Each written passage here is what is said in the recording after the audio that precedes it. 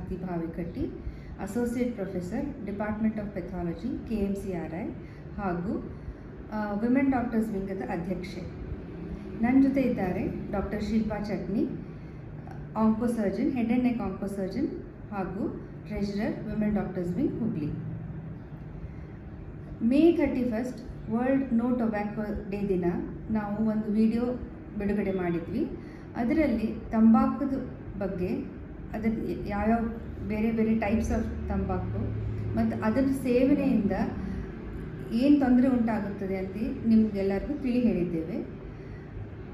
Health aspects ಅಷ್ಟೇ ಅಲ್ಲ, social and economic problems ಏನೇನು ಉಂಟಾಗ್ತಾವೋ ತಂಬಾಕು ಸೇವನೆಯಿಂದ ನಾವು ಹೇಳ್ತಾನೆ ಬಂದಿದ್ದೇವೆ. ಈಗ ನಾವು ನಿಮ್ಗೆ ಪ್ರಾಮಿಸ್ ಮಾಡಿದ ಹಾಗೆ ಈಗ ಸೆಕೆಂಡ್ ವಿಡಿಯೋ ಕೂಡ ಬಿಡುಗಡೆ ಮಾಡ್ತಾ ಇದ್ದೇವೆ. ಸೆಕೆಂಡ್ ವಿಡಿಯೋನಲ್ಲಿ ನಾವು ನಮ್ಮ ವುಮನ್ ಡಾಕ್ಟರ್ ವಿಂಗ್ದು ಮೆಂಬರ್ಸ್ ಆಫ್ ವೇರಿಯಸ್ ಸ್ಪೆಷಾಲಿಟೀಸ್ ಅವರು what diseases they come across, ಯಾವ ರೋಗಗಳು ತಂಬಾಕಿನಿಂದ ಬಂದಿರ್ತವೆ ಅಂತ ಅದನ್ನು ನೋಡ್ತಾರೆ. ಅವರು ಹೇಗೆ ತಂಬಾಕು ಯಾವ ಬೇರೆ ಬೇರೆ ಕಾಯಿಲೆಗಳು, ಹಾರ್ಟಿದ್ದೇ ಆಗಲಿ ಶ್ವಾಸಕೋಶದ್ದೇ ಆಗಲಿ ಆ ಥರ ರೋಗಗಳನ್ನು ಉಂಟು ಮಾಡ್ತವೆ ಅಂತ ಹೇಳಿ ಹೇಳ್ತಾರೆ ನಮಗೆಲ್ಲ. ನಮಸ್ಕಾರ, ನನ್ನ ಹೆಸರು ಡಾಕ್ಟರ್ ಅನುಷಾ ಕುಲಕರ್ಣಿ ಅಂತ. ನಾನು ಪಿಡಿಯಾಟ್ರಿಷಿಯನ್, ನಿಯೋನಟಾಲಜಿಸ್ಟ್ ಆ್ಯಂಡ್ ಲ್ಯಾಕ್ಟೇಷನ್ ಕನ್ಸಲ್ಟೆಂಟ್ ಆಗಿ ಕೆಲಸ ಮಾಡ್ತಾ ಇದ್ದೀನಿ. ನಾನು IMA ವಿಮೆನ್ಸ್ ವಿಂಗ್ನ ಮೆಂಬರ್ ಆಗಿದ್ದೀನಿ. 31 ಮೇ ನಾವು ವರ್ಲ್ಡ್ ಟೊಬ್ಯಾಕೋ ಡೇ ಅಂತ ಅಬ್ಸರ್ವ್ ಮಾಡಿದ್ವಿ. ಇದರ ಪ್ರಯುಕ್ತವಾಗಿ ಈ ವಿಡಿಯೋದಲ್ಲಿ ನಾವು ಚಿಕ್ಕ ಮಕ್ಕಳ ಮೇಲೆ ಆಗುವ ಟೊಬ್ಯಾಕೋಯಿಂದ ಆಗುವ ದುಷ್ಪರಿಣಾಮಗಳ ಬಗ್ಗೆ ನೋಡೋಣ. ಮೊದಲನೇದಾಗಿ ಮಕ್ಕಳಿಗೆ ಟೊಬ್ಯಾಕೋ ಎಕ್ಸ್ಪೋಜರ್ ಹೆಂಗೆ ಆಗತ್ತಂತ ನೋಡೋಣ. ಇದರಲ್ಲಿ ನಾವು first hand exposure, second hand exposure and third hand exposure ಅಂತ ಹೇಳ್ತೀವಿ. ಫಸ್ಟ್ ಹ್ಯಾಂಡ್ ಎಕ್ಸ್ಪೋಜರ್ ಅಂದರೆ ಏನು?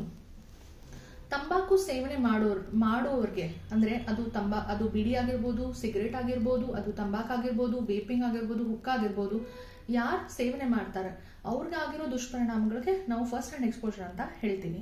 ಸೆಕೆಂಡ್ ಹ್ಯಾಂಡ್ ಎಕ್ಸ್ಪೋಜರ್ ಅಂದರೆ ನಥಿಂಗ್ ಬಟ್ ಪ್ಯಾಸಿವ್ ಸ್ಮೋಕಿಂಗ್. ಯಾರೋ ಒಬ್ರು ಮಾಡ್ತಾರೆ, ಬಟ್ ಅದರಿಂದ ಬರೋ ಸ್ಮೋಕ್ ಅನ್ನ ಯಾರು ಉಸಿರಾಡ್ತಾರಲ್ಲ ಅವ್ರಿಗಾಗೋ ಎಕ್ಸ್ಪೋಜರ್ಗೆ ನಾವು ಸೆಕೆಂಡ್ ಹ್ಯಾಂಡ್ ಎಕ್ಸ್ಪೋಜರ್ ಅಂತ ಹೇಳ್ತೀವಿ. ಅಂಡ್ ಥರ್ಡ್ ಹ್ಯಾಂಡ್ ಎಕ್ಸ್ಪೋಜರ್ ಅಂದ್ರೆ ಸ್ಮೋಕ್ ಮಾಡಿದಾದ್ಮೇಲೆ ಅದರಿಂದ ಬರೋ ಪಾರ್ಟಿಕಲ್ಸ್ಗಳು ಗೋಡೆಗಳ ಮೇಲೆ ಅಂಟಿ ಅದರಿಂದ ಆಗುವ ಎಕ್ಸ್ಪೋಜರ್ಗೆ ನಾವು ಥರ್ಡ್ ಹ್ಯಾಂಡ್ ಎಕ್ಸ್ಪೋಜರ್ ಅಂತ ಹೇಳ್ತೀವಿ. ನಮಗೆಲ್ಲ ಗೊತ್ತಿರೋ ಪ್ರಕಾರ ಚಿಕ್ಕ ಮಕ್ಕಳಲ್ಲಿ ಸೆಕೆಂಡ್ ಹ್ಯಾಂಡ್ ಎಕ್ಸ್ಪೋಜರ್ ಮತ್ತೆ ಥರ್ಡ್ ಹ್ಯಾಂಡ್ ಎಕ್ಸ್ಪೋಜರ್ ತುಂಬಾ ಕಾಮನ್ ಆಗಿದೆ. And second hand exposure is much more dangerous than first hand exposure in children, because effect 1 ತಾಸಲ್ಲಿ ಶುರು ಆಗುತ್ತೆ and it can last up to 3 hours and it can be very severe. ನಾವು ಚಿಕ್ಕವರಿದ್ದಾಗ ಇಡೀ ಸ್ಕೂಲಲ್ಲಿ ಒಬ್ರು ಅಥವಾ ಇಬ್ರು ಸ್ಮೋಕ್ ಮಾಡ್ತಾ ಇದ್ರು ಅಥವಾ ತಂಬಾಕು ಸೇವನೆ ಮಾಡ್ತಾ ಇದ್ರು. ಬಟ್ ಈಗ ನಾವೆಲ್ಲರೂ ನೋಡಿರೋ ಪ್ರಕಾರ ಪ್ರತಿ ಸ್ಕೂಲ್ ಮುಂದಿರೋ ಪಾನ್ ಶಾಪ್ ಅಲ್ಲಿ ಒಬ್ರು ಅಥವಾ ಇಬ್ರು ಹುಡುಗರು ತಂಬಾಕು ಚೀಟಿ ಹಿಡ್ಕೊಂಡು ನಿಂತಿರ್ತಾರೆ ಅಥವಾ ಸ್ಮೋಕ್ ಮಾಡ್ತಾ ಇರ್ತಾರೆ. ಹೀಗೆ ನಮ್ಗೆಲ್ಲ ಗೊತ್ತಿರೋ ಪ್ರಕಾರ ಚಿಕ್ಕ ಮಕ್ಕಳಲ್ಲಿ ಮತ್ತೆ ಟೀನೇಜರ್ಸ್ ಅಲ್ಲಿ ತಂಬಾಕು ಸೇವನೆ, ಸಿಗರೇಟ್ ಆಗಿರ್ಬೋದು ಅಥವಾ ತಂಬಾಕು ಸೇವನೆ ತುಂಬಾ ಜಾಸ್ತಿ ಆಗಿದೆ. ಯಾಕಂದ್ರೆ ಟೊಬ್ಯಾಕೋ ಕಂಪನೀಸ್ ಚಿಕ್ಕ ಮಕ್ಕಳನ್ನ ಟಾರ್ಗೆಟ್ ಮಾಡ್ತಾ ಇದ್ದಾರೆ ಈಗ. ಹೀಗೆ ಟೊಬ್ಯಾಕೋ ಸೇವನೆ ಮಾಡೋದ್ರಿಂದ ಮಕ್ಕಳಲ್ಲಿ ಆಗೋ ದುಷ್ಪರಿಣಾಮಗಳು ಏನಂತ ನೋಡೋಣ. ಪ್ರೆಗ್ನೆಂಟ್ ವುಮೆನ್ ಅಂದ್ರೆ ಗರ್ಭಿಣಿ ಇರೋ ತಾಯಿ ಸ್ಮೋಕ್ ಮಾಡಿದ್ರೆ ಅಥವಾ ತಂಬಾಕು ಸೇವನೆ ಮಾಡಿದ್ರೆ ಹೊಟ್ಟೆಯಲ್ಲಿರುವ ಕೂಸಿನ ಮೇಲೆ ಕೂಸಿಗೆ ಕಂಜನೈಟಲ್ ಡಿಫೆಕ್ಟ್ಸ್ ಆಗ್ಬೋದು. ಅಂದ್ರೆ ಕ್ಲೆಫ್ಟ್ ಲಿಪ್ ಅಂತ cleft lip and cleft palette ಅಂತ ಹೇಳ್ತೀವಿ. ಅಂದ್ರೆ ಸೀಳು ತುಟಿ ಅಂಡ್ ಸೀಳು ಅಂಗುಲಿಗ ಅಂತ ಹೇಳ್ತೀವಿ. ಇದಷ್ಟೇ ಅಲ್ಲದೆ 9 ತಿಂಗಳಕ್ಕಿಂತ ಬೇಗನೆ ಡೆಲಿವರಿ ಆಗ್ಬೋದು. ಇದಕ್ಕೆ ಪ್ರೀಟರ್ಮ್ ಡೆಲಿವರಿ ಅಂತ ಹೇಳ್ತೀವಿ. ಅಥವಾ ಹುಟ್ಟಿದ ಕೂಸಿನ ತೂಕ 2.5 ಕಿಂತ ಕಡಿಮೆ ಇರ್ಬೋದು. ಇದಕ್ಕೆ ನಾವು ಲೋ ಬರ್ತ್ ವೇಟ್ ಅಂತ ಹೇಳ್ತೀವಿ. ಅಥವಾ ಹುಟ್ಟಿದ ಕೂಸಿಗೆ ಟೊಬ್ಯಾಕೋ ಎಕ್ಸ್ಪೋಜರ್ ಆದ್ರೆ, ಸೆಕೆಂಡ್ ಹ್ಯಾಂಡ್ ಸ್ಮೋಕಿಂಗ್ ಎಕ್ಸ್ಪೋಜರ್ ಆದ್ರೆ ಕೂಸು ಅನ್ಎಕ್ಸ್ಪೆಕ್ಟೆಡ್ ಆಗಿ ಸಡನ್ ಆಗಿ ತೀರ್ಕೊಳ್ಬಹುದು. ಇದಕ್ಕೆ ನಾವು ಸಡನ್ ಇನ್ಫಂಟ್ ಡೆತ್ ಸಿಂಡ್ರೋಮ್ ಅಂತ ಹೇಳ್ತೀವಿ. ಚಿಕ್ಕ ಮಕ್ಕಳು ಅಂದ್ರೆ 1 ರಿಂದ 5 ವರ್ಷದ ಮಕ್ಕಳಲ್ಲಿ ಸೆಕೆಂಡ್ ಹ್ಯಾಂಡ್ ಎಕ್ಸ್ಪೋಜರ್ ಅಥವಾ ಥರ್ಡ್ ಹ್ಯಾಂಡ್ ಎಕ್ಸ್ಪೋಜರ್ ಆದ್ರೆ ಇವಕ್ಕೆ ಸಿವಿಯರ್ ರೆಸ್ಪಿರೇಟರಿ ಇನ್ಫೆಕ್ಷನ್ ಆಗ್ಬೋದು. ನಿಮೋನಿಯಾ ಸಿವಿಯರ್ ಆಗಿ ಕೂಸಿಗೆ ಅಡ್ಮಿಟ್ ಆಗೋ ಪರಿಸ್ಥಿತಿ ಬರ್ಬೋದು. ಇದಷ್ಟೇ ಅಲ್ಲದೆ ಮಕ್ಕಳಿಗೆ ಸಿವಿಯರ್ ಅಸ್ತಮಾ ಅಟ್ಯಾಕ್ ಆಗ್ಬೋದು and chance of asthma increase ಆಗುತ್ತೆ. ಅಂಡ್ ಥರ್ಡ್ಲಿ ಕೂಸಿಗೆ ಮಿಡ್ಲ್ ಇಯರ್ ಇನ್ಫೆಕ್ಷನ್ ಆಗೋ ಚಾನ್ಸಸ್ ಜಾಸ್ತಿ ಇರುತ್ತೆ.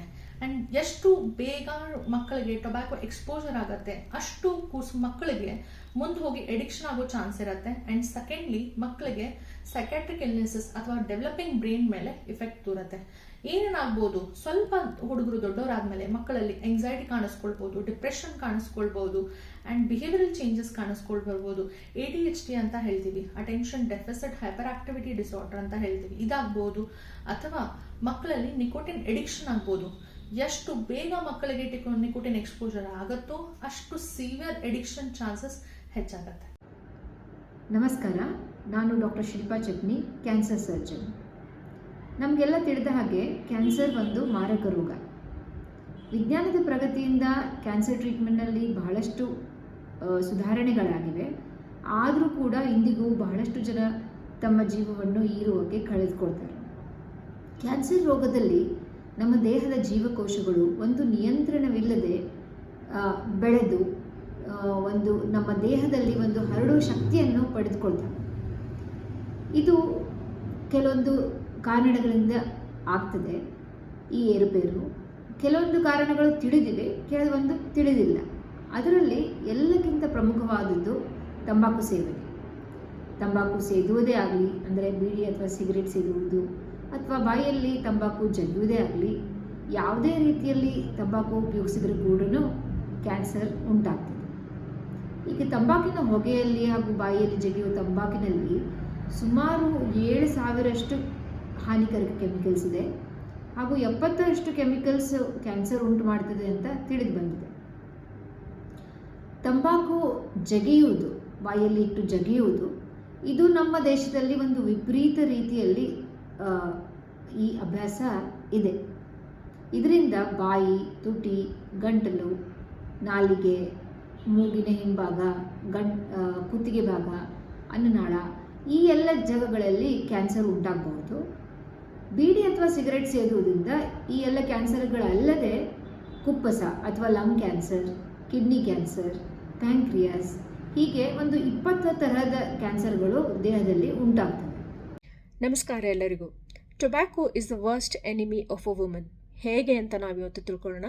ನಾನು doctor Sheetal Kulgod, practising obstetrician and gynaecologist at Tatvadarsha hospital Hubli, ಮತ್ತು ಇವತ್ತು ವುಮೆನ್ಸ್ ಡಾಕ್ಟರ್ ವಿಂಗ್ ಹುಬ್ಳಿ ಇವರ ವತಿಯಿಂದ ಒಂದಿಷ್ಟು ವಿಷಯಗಳನ್ನು ನಾನು ಹಂಚಿಕೊಳ್ಳಿಕ್ಕೆ ಬಯಸ್ತೀನಿ. ತಂಬಾಕಿನಲ್ಲಿ ಸುಮಾರು 7,000ಕ್ಕೂ ಜಾಸ್ತಿ ಹಾನಿಕಾರಕವಾದ ಪದಾರ್ಥಗಳಿದ್ದು ಅದು ನಮ್ಮ ದೇಹದ ಪ್ರತಿಯೊಂದು ಭಾಗದಲ್ಲೂ ಕೂಡ ದುಷ್ಪರಿಣಾಮ ಮಾಡುವಂಥದ್ದು ಒಂದು ವಸ್ತು.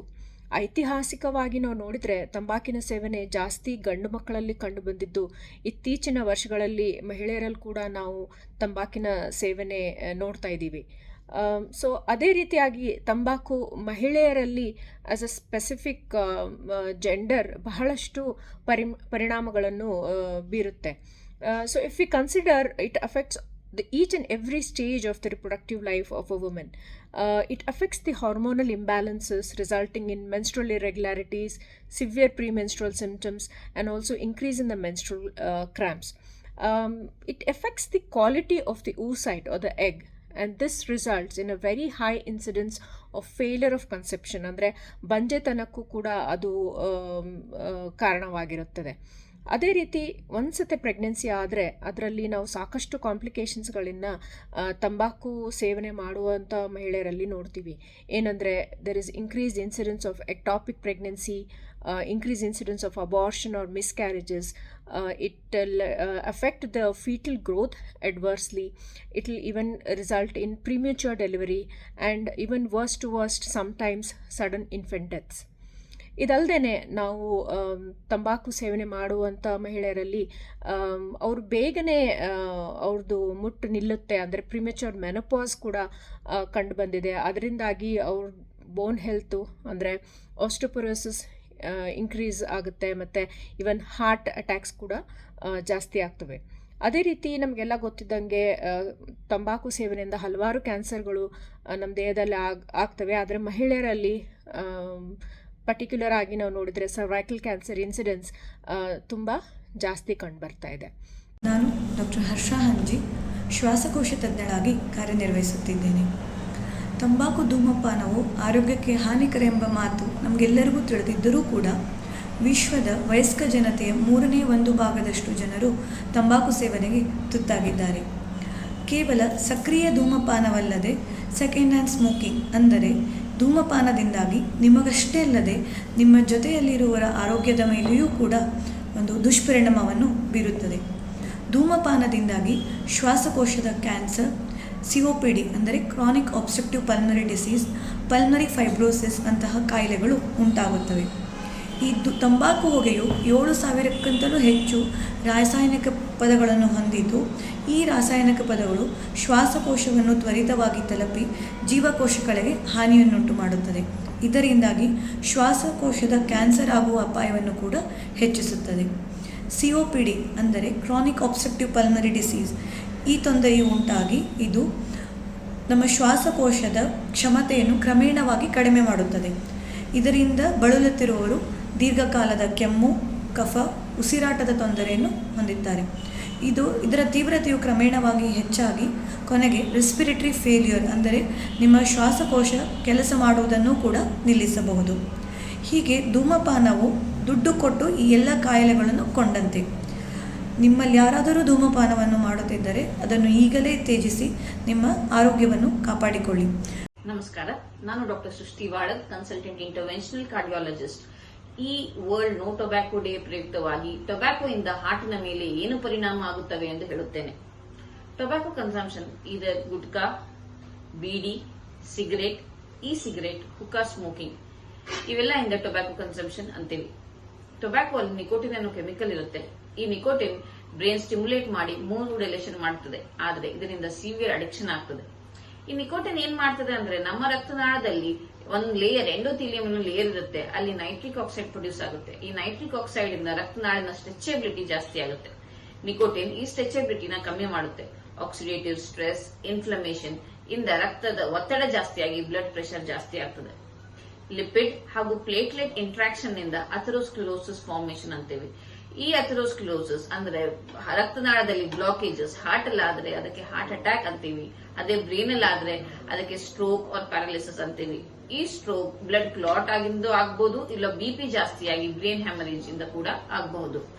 ಅದೇ ಬ್ಲಾಕೇಜಸ್ ಕಾಲಿನ ರಕ್ತನಾಳ ಅಥವಾ ಕೈಯಿನ ರಕ್ತನಾಳದಲ್ಲಿ ಆದರೆ ಅದಕ್ಕೆ ಪೆರಿಫರಲ್ ವ್ಯಾಸ್ಕ್ಯುಲರ್ ಡಿಸೀಸ್ ಅಂತೀವಿ, ಅಂದ್ರೆ ಪೇಷಂಟ್ಸ್ ಗ್ಯಾಂಗ್ರೀನ್ ಆಗಿ ಬರ್ತಾರೆ.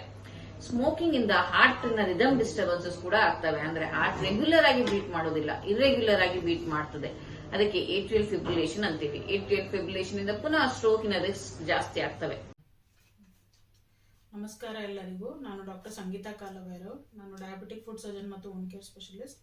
ನಾನು ಹುಬ್ಬಳ್ಳಿ IMA ಡಾಕ್ಟರ್ಸ್ ಲೇಡೀಸ್ ವಿಂಗ್ನ ಸದಸ್ಯ ಆಗಿದ್ದೇನೆ. ಸೊ ಇತ್ತೀಚಿನ ದಿನಗಳಲ್ಲಿ ನಾವು ನೋಡಿರೋ ಹಾಗೆ ತಂಬಾಕಿನ ಸೇವನೆ ತುಂಬಾನೇ ಜಾಸ್ತಿ ಆಗ್ತದೆ. ಸೊ ತಂಬಾಕಿನಲ್ಲಿ ಒಂದು ನಿಕೋಟಿನ್ ಎಂಬ ಏನು ಅಂಶ ಇರುತ್ತೆ, ಸೊ ಅದರಿಂದ ನಿಮ್ಮ ಪಾದ ಮತ್ತು ಕಾಲುಗಳ ರಕ್ತನಾಳಗಳು ಕ್ಷೀಣಗೊಂಡು ಸೊ ಅಲ್ಲಿ ರಕ್ತ ಪ್ರವಾಹ ಸರಿಯಾಗಿ ಆಗೋದಿಲ್ಲ. ಸೊ ನಂತರ ಏನಾಗ್ತದೆ ಅಂದರೆ ಇದರಿಂದ ಕೆಲವು ಸಮಸ್ಯೆಗಳು ಉಂಟಾಗುತ್ತೆ. ಸೊ ಅದೇನಿರ್ಬೋದು ಅಂದರೆ ಕಾಲಲ್ಲಿ ಜೋಕಂಡು ಬರೋದು ಅಥವಾ ಕಾಲಲ್ಲಿ ನೋವು ಬರೋದು. ಸೊ ಇದಕ್ಕೆ ನಾವು ಸ್ಮೋಕಸ್ ಫೀಟ್ ಅಂತಲೂ ಹೇಳ್ತೀವಿ. ಸೊ ಕೆಲವರಲ್ಲಿ ಏನಾಗುತ್ತೆ ಅಂದರೆ ಸೊ ಸಡನ್ ಆಗಿ ರಕ್ತ ಹೆಪ್ಪುಕಟ್ಬಿಟ್ಟು ಸೊ ಇದರಿಂದ ಅವರಿಗೆ ಸ್ಟ್ರೋಕ್ ಅಥವಾ ಪಾರ್ಶ್ವವಾಯು ಆಗುವ ಸಾಧ್ಯತೆ ಇರುತ್ತೆ. ಕೆಲವರಲ್ಲಿ ಇದು ಒಮ್ಮೊಮ್ಮೆ ಜಾಸ್ತಿ ಆದಾಗ ಹೃದಯಾಘಾತ ಆಗೋ ಚಾನ್ಸಸ್ಸು ಉಂಟು, ಅಂದರೆ ಹಾರ್ಟ್ ಅಟ್ಯಾಕ್ ಏನಂತ ಹೇಳ್ತೀವಿ. ಸೊ ಅದು ಆಗೋ ಚಾನ್ಸಸ್ ಇರುತ್ತೆ. ಸೊ ಇದಿನ್ನು ಹೆಚ್ಚಾಗಿ ಈ ಶುಗರ್ ಇರೋ ಪೇಷಂಟ್ಸ್ ಅಲ್ಲಿ ಏನಾಗುತ್ತೆ ಅಂದರೆ ಇವೆಲ್ಲ ಸಮಸ್ಯೆಗಳು ತುಂಬಾ ಜಾಸ್ತಿ ಆಗುತ್ತೆ. ಸೊ ಇವರಲ್ಲಿ ಏನಾಗುತ್ತೆ ಅಂದರೆ ಇವ್ರ ಕಾಲುಗಳಲ್ಲಿ ಊತ ಕಂಡು ಬರೋದು ಅಥವಾ ನೋವು ಜಾಸ್ತಿ ಅನಿಸೋದು, ಮತ್ತು ಕಾಲು ಒಂಥರ ಶೈನಿಂಗ್ ಥರ ಕಾಣಿಸೋದು, ಕಾಲು ಮತ್ತು ಪಾದದಲ್ಲಿ ಬಣ್ಣದ ವ್ಯತ್ಯಾಸ ಕಂಡು ಬರೋದು. ಸೊ ಅಲ್ಲಿ ರಕ್ತ ಹೆಪ್ಪುಕಟ್ಟೋದ್ರಿಂದ ಏನಾಗುತ್ತೆ, ಆ ಪಾದ ಅಲ್ಲಿ ನೀಲಿಗಟ್ಟೋದು ಅಥವಾ ಬೆರಳು ಇರ್ತಾವಲ್ಲ ಆ ಮುಂದೆ ಒಂದು ಕಲರ್ ಚೇಂಜಸ್ ಅಂತ ಏನು ಹೇಳ್ತೀವಿ ಅದಾಗ್ಬಿಟ್ಟು ಆ ಕಪ್ಪಗಾಗ್ಬಿಟ್ಟು ಅಲ್ಲಿ ಹುಣ್ಣುಗಳು ಉಂಟಾಗುತ್ತೆ. ಸೊ ಈ ಥರ ಆಗಿ ನಂತರ ಅಲ್ಲಿ ರಕ್ತ ಹೆಪ್ಪುಕಟ್ಟೋದಾಗಿಂದ ಏನಾಗುತ್ತೆ ಅಂದರೆ ಗ್ಯಾಂಗ್ರೀನ್ ಆಗೋ ಚಾನ್ಸಸ್ ಇರುತ್ತೆ. ಸೊ ಇದೆಲ್ಲ ಒಂದು ದುಷ್ಪರಿಣಾಮ ಆಗೋ ಇರೋದ್ರಿಂದ ಸೊ ತಂಬಾಕಿನ ಈ ಒಂದು ಅಡ್ಡ ಪರಿಣಾಮಗಳೇ ಜಾಸ್ತಿ. ಸೊ ಆಮೇಲಿಂದ ಏನಾಗುತ್ತೆ ಅಂದರೆ ನಿಮ್ಮದು ಒಂದು ಏನು ಮೂಳೆ ಇರುತ್ತಲ್ಲ ಸೊ ಅದು ಬೆಳವಣಿಗೆಯಲ್ಲೂ ಕುಂಠಿತವಾಗುತ್ತೆ. ಸೊ ಆದ್ದರಿಂದ ನೀವೇನು ಮಾಡಬೇಕು, ಬರ್ತಾ ಸ್ವಲ್ಪ ಆ ಒಂದು ಸಿಗರೇಟು ಅಥವಾ ತಂಬಾಕು ಏನಿದೆ ಅದನ್ನು ಕಮ್ಮಿ ಮಾಡ್ತಾ ಬಂದು ಸಂಪೂರ್ಣವಾಗಿ ಬಿಟ್ಟರೆ ಒಳ್ಳೆಯದು. ಸೊ ಆದ್ದರಿಂದ ನೀವೇನು ಮಾಡಿ ತಂಬಾಕಿಗೆ ನೋ ಅಂತ ಹೇಳಿ. So I am wishing you happy and healthy feet. Thank you. Myself, Dr. Rashmi Angdi, practicing dentist at Hubli. ಇವತ್ತು ನಾನು ತಂಬಾಕಿನ ಸೇವನೆಯಿಂದ ಆಗುವ ಪರಿಣಾಮಗಳ ಬಗ್ಗೆ ಹೇಳುತ್ತೇನೆ. ತಂಬಾಕನ್ನು 2 ರೀತಿಯಲ್ಲಿ ಸೇವನೆ ಮಾಡುತ್ತಾರೆ. ಒಂದು ಸಿಗರೇಟ್, ಮತ್ತೊಂದು ಗುಟ್ಕಾ, ಪಾನು ಅಥವಾ ಪಾನು ಬಿಡ. ಸಿಗರೇಟಿನಲ್ಲಿರುವ ನಿಕೋಟಿನಿಂದ ಆಗುವ ಪರಿಣಾಮಗಳು ಏನೆಂದರೆ ಹಲ್ಲಿನ ಮೇಲೆ ಕಲೆ ಆಗುತ್ತದೆ ಮತ್ತು ನಾಲಿಗೆಯ ಮೇಲೆ ಕಪ್ಪು ಕಲೆ ಆಗುತ್ತದೆ. ಈ ಕಪ್ಪು ಕಲೆಯಲ್ಲಿ ಸಾವಿರಾರು ಬ್ಯಾಕ್ಟೀರಿಯಾಗಳಿರುತ್ತವೆ. ಈ ಬ್ಯಾಕ್ಟೀರಿಯಾಗಳು ಕ್ಷಣ ಮಾತ್ರದಲ್ಲಿ ಸಾವಿರಗಳಾಗಿ ಅದರ ದುಷ್ಕೃತ್ಯ ಪರಿಣಾಮಗಳನ್ನು ಬೀರುತ್ತದೆ. ಇದರಿಂದ ಒಸಡಿನಲ್ಲಿ ಊದುವಿಕೆ, ಹಲ್ಲು ಸಡಿಲಗೊಳ್ಳುತ್ತದೆ, ಆಮೇಲೆ ಒಸಡಿನಿಂದ ರಕ್ತಸ್ರಾವವಾಗುತ್ತದೆ. ಇದು ಸಿಗರೇಟ್ ಸೇದುವುದರಿಂದ ಆಗುವ ದುಷ್ಪರಿಣಾಮಗಳು. ಹಾಗೂ ಗುಟ್ಕಾ ತಿನ್ನುವುದರಿಂದ ಹಲ್ಲುಗಳು ಈ ಥರ ಕಪ್ಪು ಕಲೆ ಆಗುತ್ತದೆ ಮತ್ತು ಒಸಡಿನ ಮೇಲೇನೂ ಪರಿಣಾಮ ಬೀರುತ್ತದೆ. ಒಸಡು ಊದುಗೊಳ್ಳುತ್ತದೆ, ಒಸಡಿನ ಮೇಲೆ ರಕ್ತಸ್ರಾವವಾಗುತ್ತದೆ, ಹಲ್ಲಿನ ಮೇಲೆ ಹಲ್ಲು ಬಿರುಕು ಬೀಳುತ್ತದೆ. ಇದನ್ನು ನಾವು ಕ್ರ್ಯಾಕ್ ಟೂತ್ ಸಿಂಡ್ರೋಮ್ ಎಂದು ಕರೆಯುತ್ತೇವೆ. ಈ ಬಿರುಕಿನಿಂದಾಗಿ ಹಲ್ಲಿನಲ್ಲಿ ನೋವು ಉಂಟಾಗುತ್ತದೆ. ಹಲ್ಲು ನೋವು ಇದು ಅತಿಯಾದ ಹಲ್ಲು ನೋವು ಕಾಣಿಸಿಕೊಳ್ಳುತ್ತದೆ. ಇದರಿಂದ ಹಲ್ಲುಗಳನ್ನು ತೆಗೆಯುವ ಪರಿಸ್ಥಿತಿ ಬರುತ್ತದೆ ಹಾಗೂ ಹಲ್ಲಿನಲ್ಲಿ ಸಡಿಲಗೊಳ್ಳುವುದಾಗುತ್ತದೆ. ಇಷ್ಟೊಂದು ದುಷ್ಟ ಪರಿಣಾಮಗಳಿದ್ದರೆ ಅದನ್ನು ಸೇವಿಸುವುದು ಸರಿಯೇ? ವೈದ್ಯರು ಜನರಿಗೆ ತಿಳಿಯನ್ನು ಹೇಳಬಹುದು ಅಷ್ಟೇ. ನಿಮ್ಮ ಆರೋಗ್ಯ ನಿಮ್ಮ ಕೈಯಲ್ಲಿ. God helps those who helps themselves. Thank you.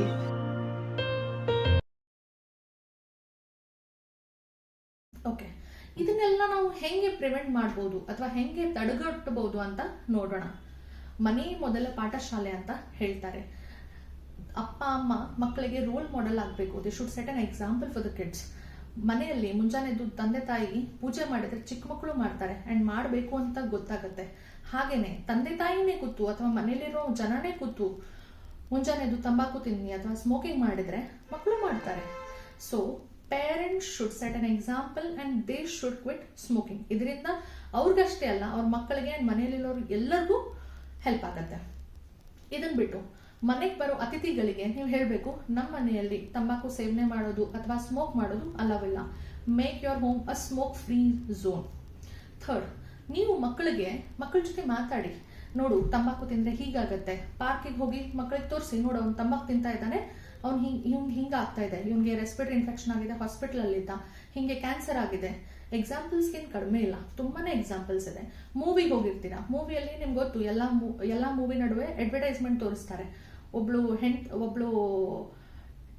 ಹೆಂಗಸ್ ಬಾಯಿ ಮೇಲೆ ಒಂದು ದೊಡ್ಡ ಮಾಸ್ ಇದೆ, ಹೆದರಿಕೆ ಬರುವಂತ ಪಿಕ್ಚರ್ ತೋರಿಸ್ತಾರೆ. ಈ ಪಿಕ್ಚರ್ನ ಮಕ್ಕಳಿಗೆ ತೋರಿಸ್ಬಿಟ್ಟು, ನೋಡು ತಂಬಾಕು ತಿಂದ್ರೆ ಹಿಂಗಾಗತ್ತೆ, ಸ್ಮೋಕ್ ಮಾಡಿದ್ರೆ ಹಿಂಗಾಗತ್ತೆ ಅಂತ ಹೇಳ್ಬೋದು. ಇದರಿಂದ ಮಕ್ಕಳಿಗೆ ಚಿಕ್ಕ ವಯಸ್ಸಿನಲ್ಲಿನ ಒಂದು ಅವೇರ್ನೆಸ್ ಗೊತ್ತಾಗುತ್ತೆ. ಸೊ ಇದನ್ನ ಮಾಡಿದ್ರೆ ನಮ್ಗೆ ಹಿಂಗಾಗತ್ತಪ್ಪ ಅಂತ ಗೊತ್ತಾಗುತ್ತೆ. ಸೊ ಇದರಿಂದ ಮಕ್ಕಳಲ್ಲಿ ಸೆಲ್ಫ್ ಕಾನ್ಫಿಡೆನ್ಸ್ ಅಂಡ್ ಜಗತ್ತಿನ ನಾಲೆಜ್ ಹೆಚ್ಚಾಗುತ್ತೆ. ಅಂಡ್ ಮಕ್ಕಳಿಗೆ ಮುಂದೆ ಹೋಗಿ ಸ್ಕೂಲಲ್ಲಿ ಬೇರೆ ಯಾರಾದ್ರೂ ಒಂದು ಸ್ಮೋಕ್ ಮಾಡು ಅಥವಾ ಯಾರಾದ್ರೂ ಪ್ರೆಷರ್ ಹಾಕಿ, ನಾವು ಇದಕ್ಕೆ ಪಿಯರ್ ಪ್ರೆಷರ್ ಅಂತ ಹೇಳ್ತೀವಿ. ಒಬ್ರ್ಯಾನು ಶುರು ಮಾಡ್ತಾನೆ ಸ್ಮೋಕ್ ಮಾಡಕ್ಕೆ, ಅವ್ನು ಬೇರೆದವ್ರಿಗೂ ಹೇಳ್ತಾನೆ ನೀನು ಟ್ರೈ ಮಾಡು ಅಂತ ಹೇಳ್ತಾನೆ.